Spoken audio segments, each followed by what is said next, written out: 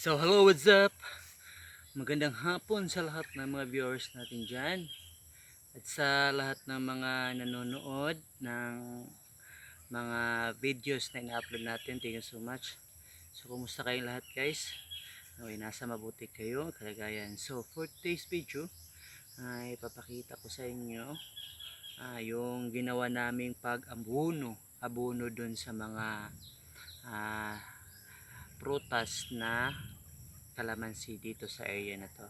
So nung nakaraang araw kasi nag-abono kami dito, yung sobrang abono dun sa bahay, pero pa kasi sobrang abono. So inabono namin dito sa area to, sa area ng mga kalamansi. So sakto ngayong araw na to guys, umulan. So check natin yung abono kung ano yung nangyari, kung na-dissolve ba siya dahil sa ulan or may natira pa na abono dun sa area ng mga kalamansi. Okay, so let's go guys.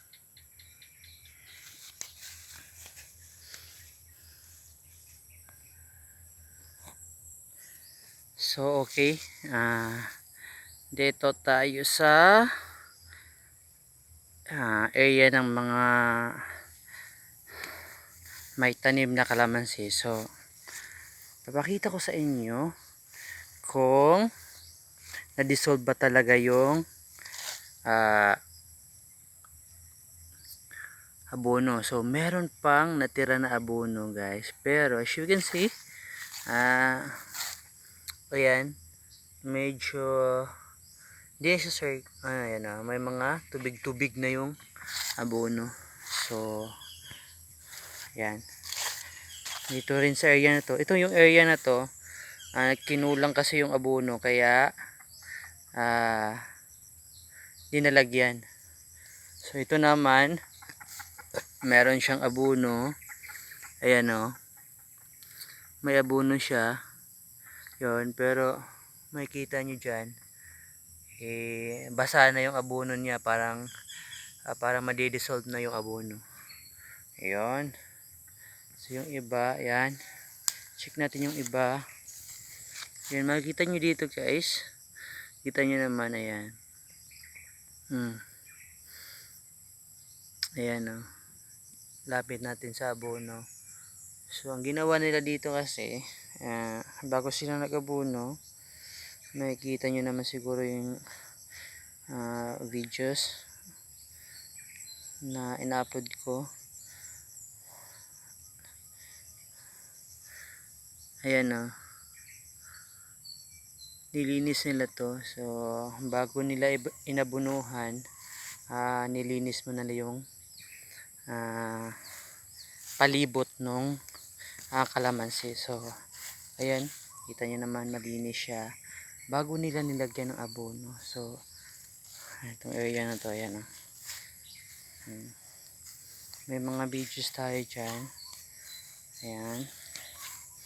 So ang tawag kasi sa amin dyan guys, bunlay. So binunlayan muna nila yung gilid nung kalamansi bago nilagyan ng abono. So mapapansin nyo, ayan, may abono dyan, ayan, sa gilid na yan, pero pa-dissolve na siya, so basa na, ayan, hanggang doon.